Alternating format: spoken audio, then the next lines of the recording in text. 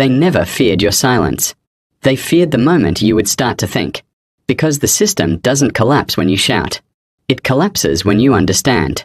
From the moment you were born, they began shaping you, not into who you are, but into who they could control. They gave you toys that blinked, schools that measured, and dreams that fit inside forms. They told you, follow the rules. But they never said whose rules they were. You were taught to memorize, not to imagine. To repeat, not to rebel. To compete, not to create. Every system needs order. And order fears imagination. Because imagination is chaos, and chaos gives birth to new worlds. So they trained you to fear your own mind. Every strange idea, every impossible vision, every feeling that didn't fit the mold. They labeled it unrealistic. But what they call unrealistic is usually what the world needs next. Dreamers aren't dangerous because they dream. They're dangerous because their dreams expose the limits of the system. The artist who refuses the algorithm.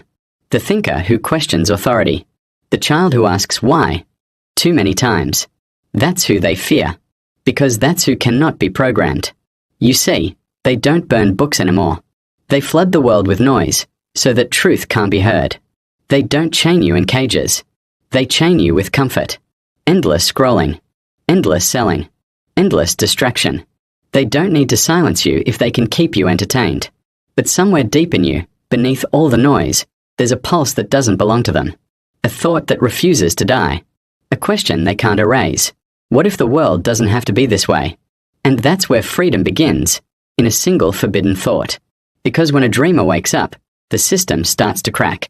Not because they riot, but because they see. They see that success was never success. It was just obedience in a nicer suit. They see that business was never purpose. It was distraction in disguise.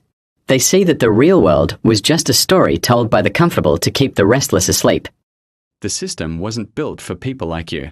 It was built to manage the ones who stopped dreaming. But you were the error in the program. The glitch they couldn't predict. The spark that refuses to dim. You feel too much, think too far, and question too often. You were never broken. You were never too different. You were simply awake in a world that profits from sleep. They'll call you unrealistic. They'll call you lost. They'll call you dangerous. Let them. Every revolution begins as someone else's delusion. Every new idea was once a threat to the old order. Every voice that changed the world once trembled in the dark before it spoke. So tremble. But speak anyway. You don't owe the system your silence. You owe yourself your becoming. Build the thing that scares them. Write the words that wake them.